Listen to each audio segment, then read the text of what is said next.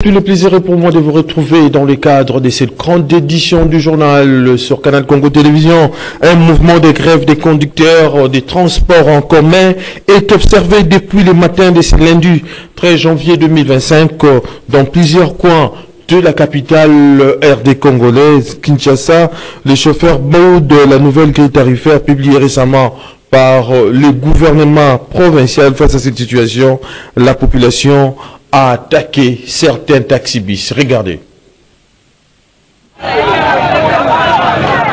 Dans plusieurs coins de Kinshasa, les conducteurs de transport en commun ont boudé ce lundi 13 janvier 2025 la nouvelle grille tarifaire publiée récemment par le gouvernement provincial. Ils l'ont manifesté par l'observation d'un mouvement de grève.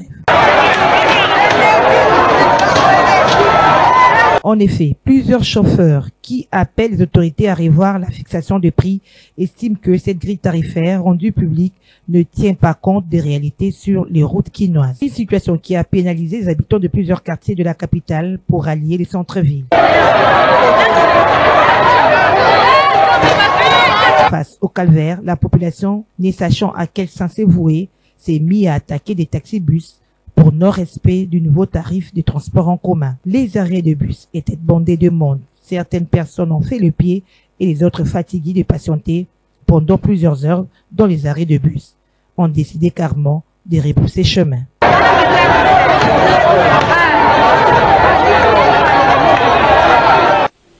Et puis, la situation de l'insécurité dans la partie est de la République démocratique du Congo était parmi les sujets d'échange entre le président angolais Joao Lourenço en visite de travail au Congo-Brazzaville et son homologue congolais Denis Sassou Nguesso.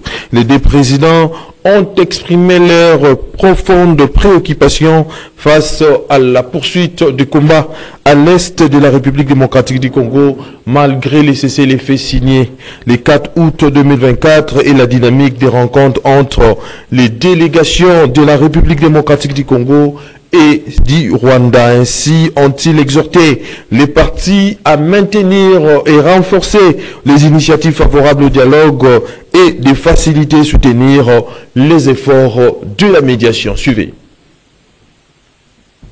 La visite à Brazzaville du chef de l'État angolais s'inscrit dans la dynamique des consultations régulières entre les deux chefs d'État, Denis Sassou Nguesso et Joao Lourenço.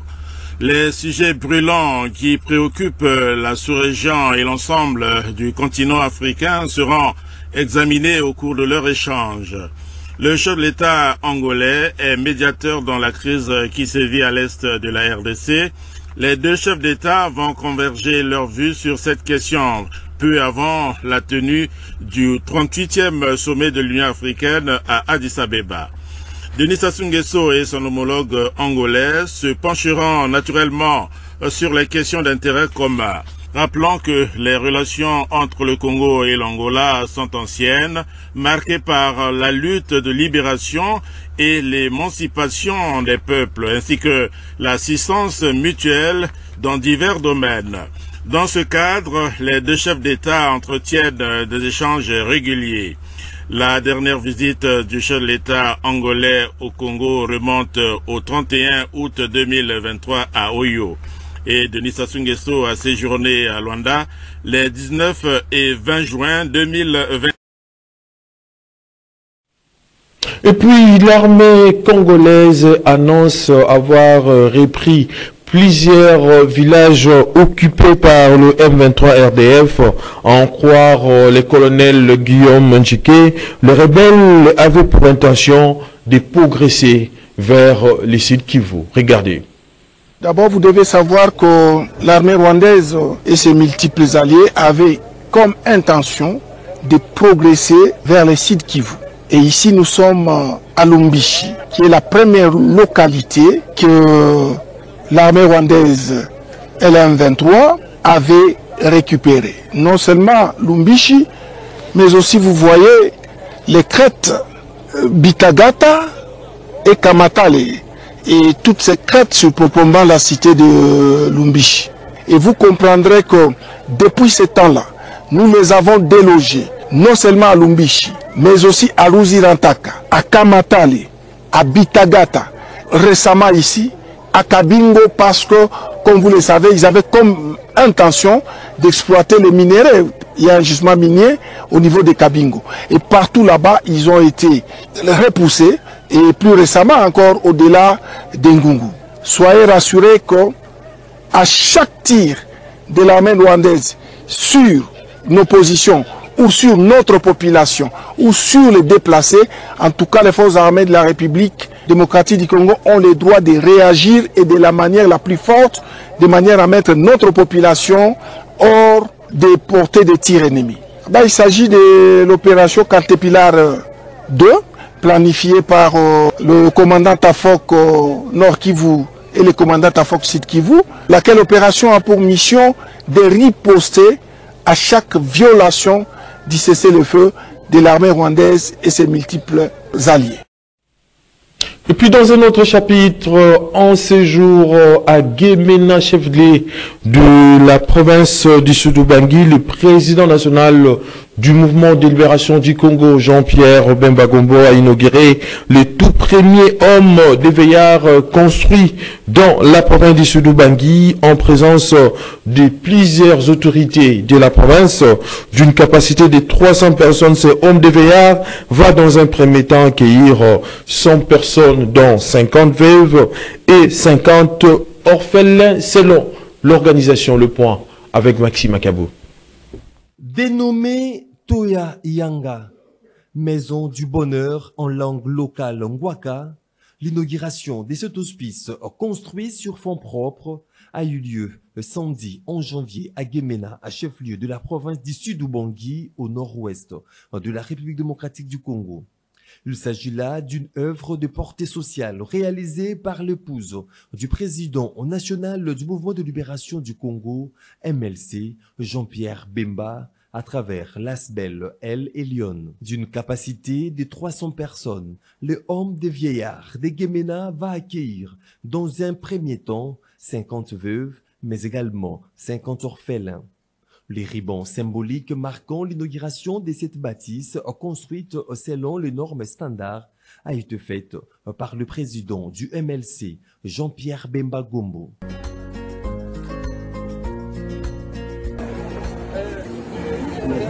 Dans son mot des circonstances, Maman Liliane Bemba a remercié son époux Jean-Pierre Bemba pour son accompagnement.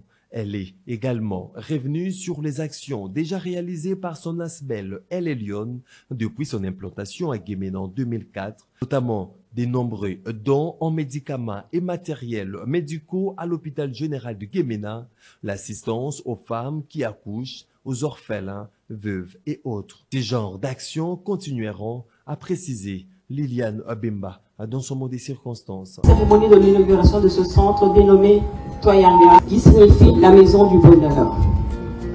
En effet, l'ASBL El Elyon que je préside, qui a pour vocation de soutenir les veuves et les orphelins du Congo.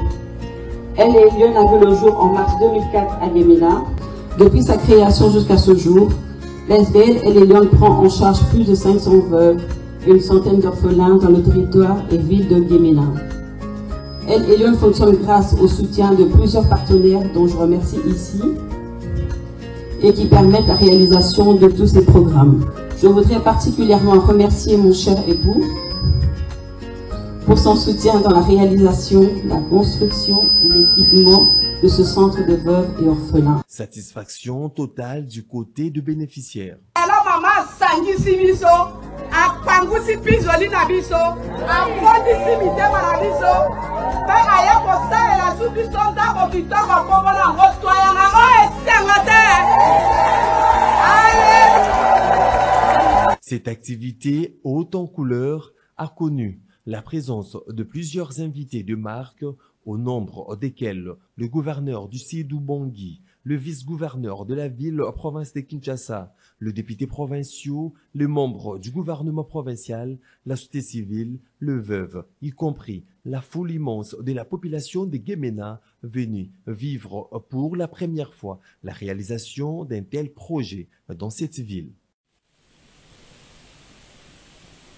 Et puis, les actionnaires de la Congolaise d'exploitation minière Comineras ont adopté ce lundi 13 janvier 2025 les statuts de sa filiale qui s'occupera du développement de la production et du transport de l'énergie électrique.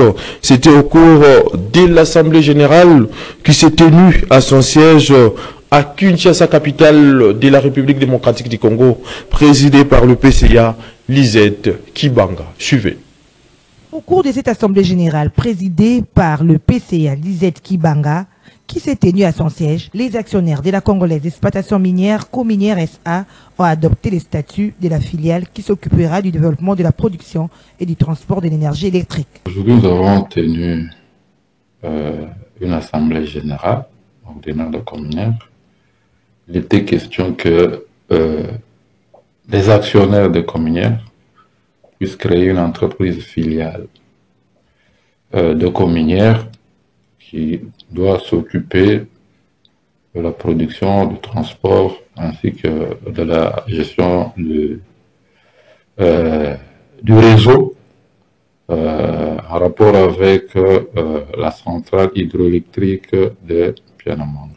L'objet social d'entreprise minière étant exclusif et pour pallier au déficit énergétique dans la région afin d'alimenter ces différents projets. La Congolaise d'exploitation minière lance Pianamanga Power Sarlou dans le secteur énergétique. Cette société à 100% propriétaire de Cominière SA produira de l'énergie électrique. Ce projet, prévu en 3 phases pour une production totale de 150 MW depuis le village Pianamanga de la commune de Manono dans la province de Tanganyika, produit 13,5 MW dans sa première phase et le test de transport haute tension sont déjà réussis. Pour le directeur général de Cominière SA, le développement de ce projet s'inscrit dans la ligne droite de la vision du chef d'État, Félix Antoine Tshisekedi Tshilombo. Pianamanga, on va entrer un peu dans les détails plus techniques.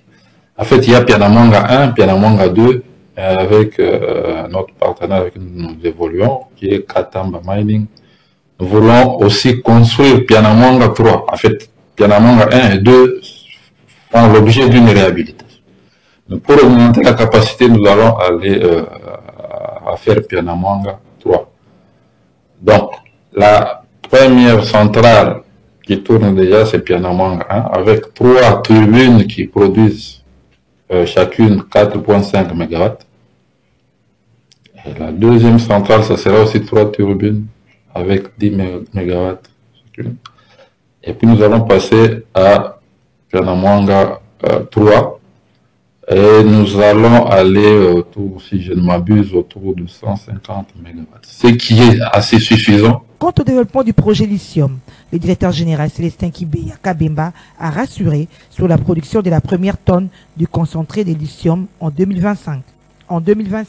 Et puis la police nationale congolaise a démantelé ce dimanche 12 janvier 2025 un réseau mafieux de fabrication des saucisses de Goma dans les quartiers industriels de Kingabo. Nous sommes là dans la commune de Limete. Les 8 individus mafieux fabricants d'une mixture de viande de bœuf, porc, chat, chien, rat et même des lézards qu'ils vendent à la population de Kinshasa comme des saucisses en provenance de la ville de Goma. Maxime Akabou, témoin de l'événement. Suivez. Soyons exigeants sur ce que nous consommons, surtout si nous savons que cela est produit à Kinshasa, dans les quartiers industriels de Kingabwa. La police nationale congolaise a, à travers une opération menée avec Maestra, par le commissaire divisionnaire adjoint de la ville de Kinshasa et de la Légion nationale d'intervention, le général Tani Maniat Mike Kabea, démantelé dimanche 12 janvier 2025 un réseau de mafieux de vente de saucisses de Goma à Kinshasa dans la commune de Limete, plus précisément au quartier Kingabwa. Comme vous pouvez apercevoir, ces 8 individus mafieux fabricants d'une mixture de viande de bœuf, porc, chat, chien, rat et même des lézards qu'ils vendent à la population de Kinshasa comme des saucisses en provenance de Goma. Ces réseaux culinaires illégales usant des ustensiles rudimentaires et sales opèrent depuis les quartiers Kingabwa. Les saucissons que vous mangez, on fait passer pour des saucissons de gomme. Comment on les fabrique derrière les maisons à Kingabwa. Ça, c'est un mélange de viande, chien, chat, porc, cochon, vache, des lézards mélangés, des pâtes. Ici.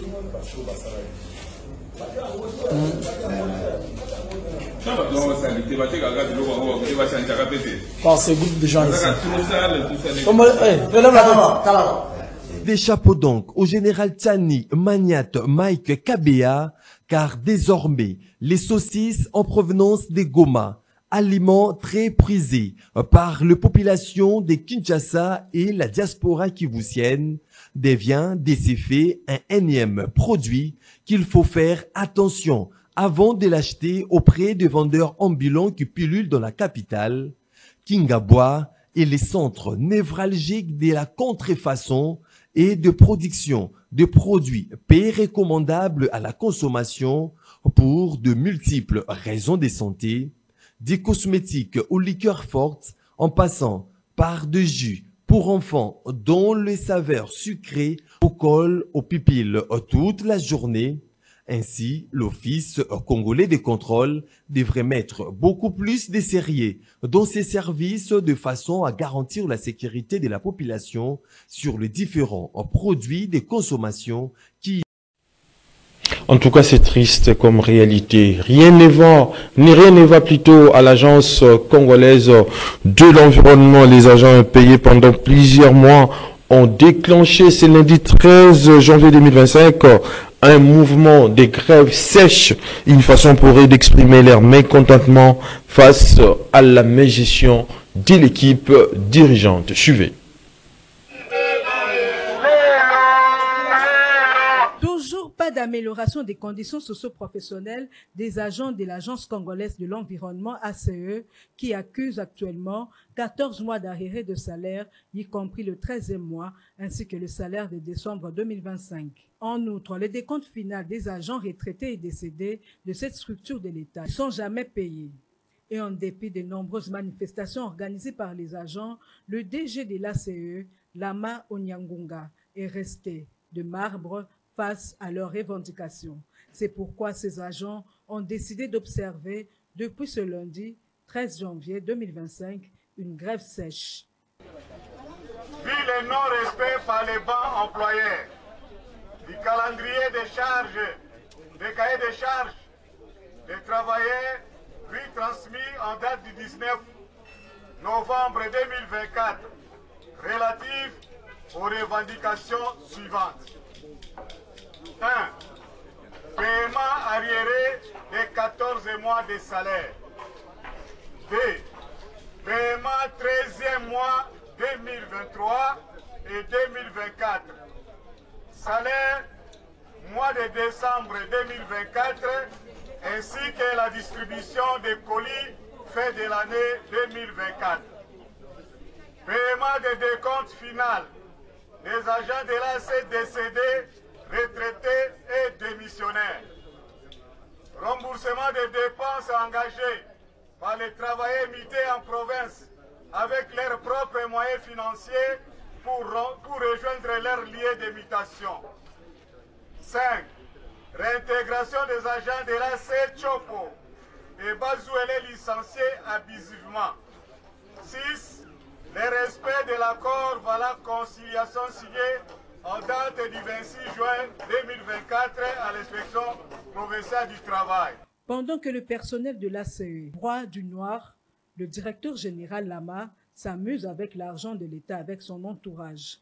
Les autorités gouvernementales sont appelées à intervenir pour mettre fin à la misère que ce mandataire sans cœur impose à ses responsables de famille qui ne savent plus à quel sein se vouer.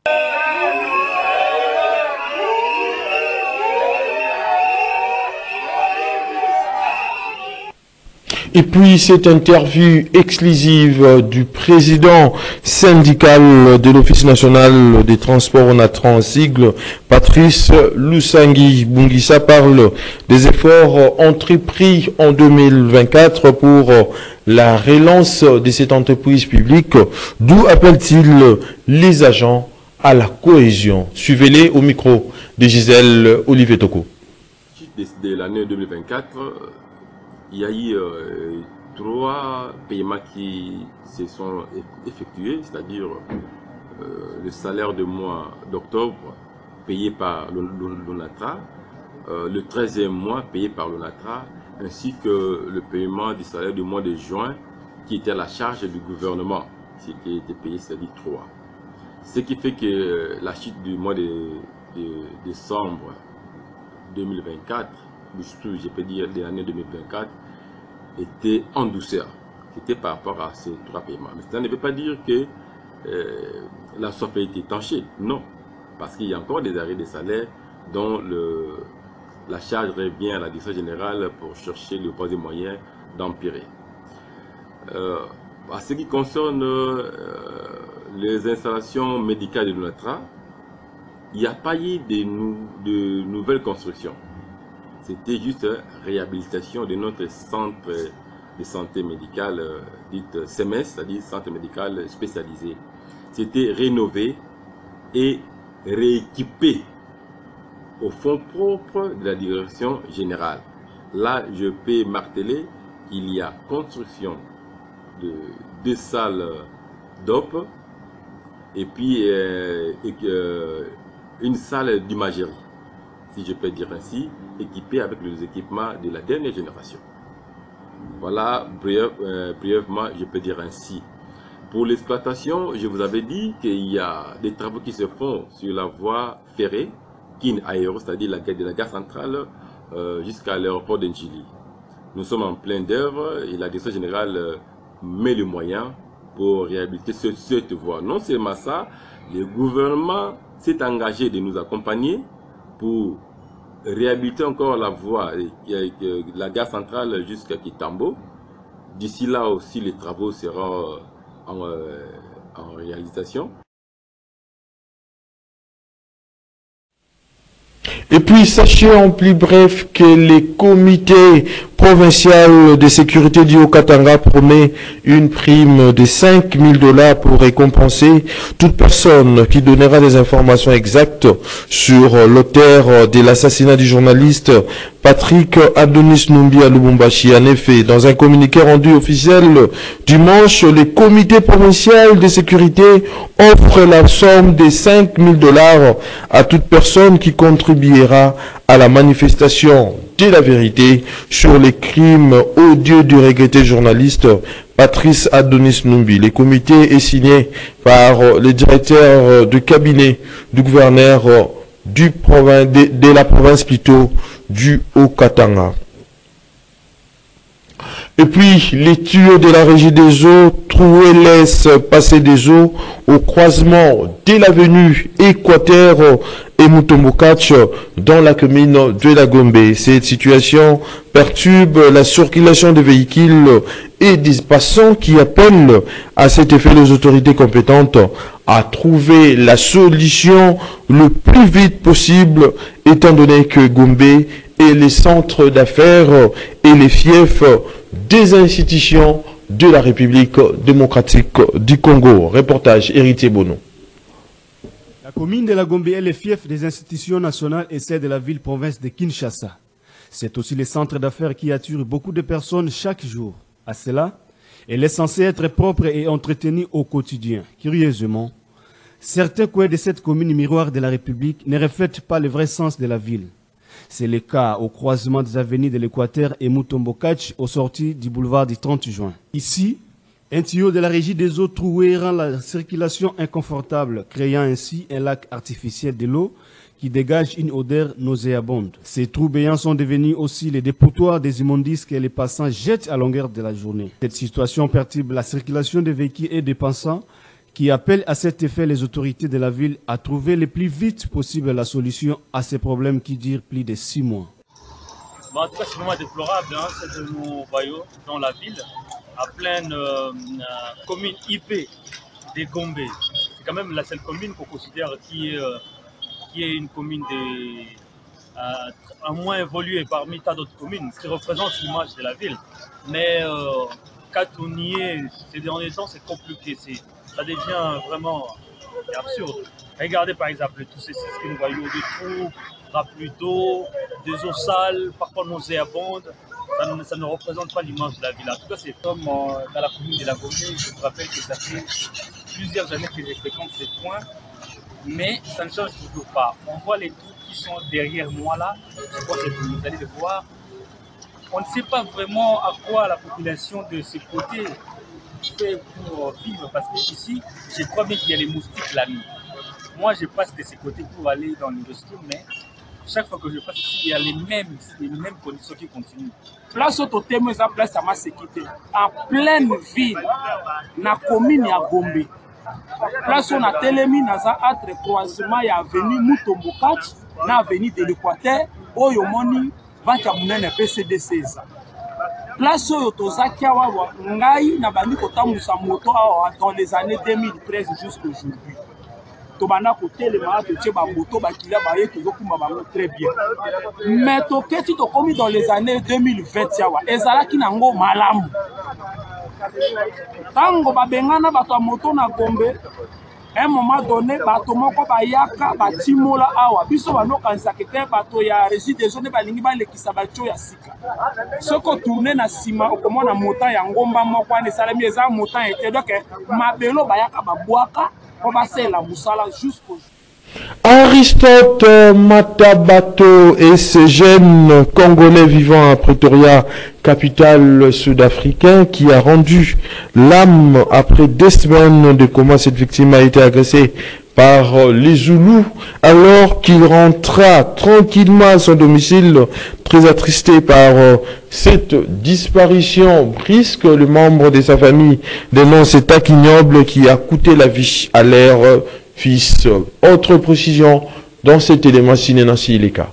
L'insécurité continue à faire rage en Afrique du Sud, qui ressemble de plus en plus à un véritable Far West où les gangsters règnent en maître. Pretoria, la capitale du pays de Nelson Mandela, n'est pas épargnée par cette insécurité dont sont victimes les ressortissants étrangers. C'est ce qui est arrivé à Aristote Matabato Monkulu, ce jeune Congolais de la RDC qui a été gratuitement agressé dans la rue par plusieurs membres d'un gang des Zoulous le 24 décembre 2024, le jour de la Noël, alors qu'il rentrait tranquillement chez lui à la maison après avoir fini son travail. Ce DJ opérant dans une terrasse de la capitale sud-africaine a reçu plusieurs coups avec des objets tranchants et s'est retrouvé à l'hôpital dans le coma pendant 2 semaines. Malheureusement, Aristote n'a pas survécu à ses blessures et a succombé à la... Très attristés et inconsolables, les membres de la famille Mokulu dénoncent cet acte ignoble qui a coûté la vie à leurs frères et fils. En attendant le rapatriement de sa dépouille mortelle en République démocratique du Congo, la famille observe le deuil à Binza-Pigeon, en la résidence familiale située sur l'avenue Kananga, numéro 33, dans son croisement avec l'avenue Niwa.